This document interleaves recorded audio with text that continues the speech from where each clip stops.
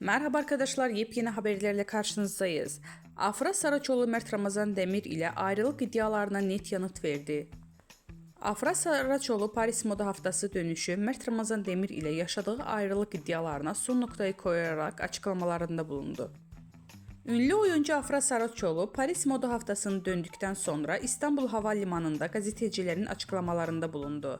Son dönemde adı Mert Ramazan Demir ile yaşadığı ilişki hakkında çıkan ayrılık dedikoduları ile gündeme gelen Saraçoğlu bu iddialara açıklık getirdi.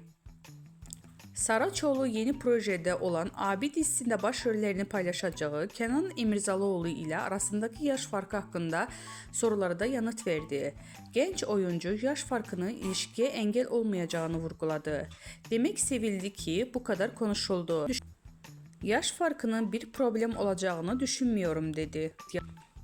Gazetecilerin özel hayatıyla ilgili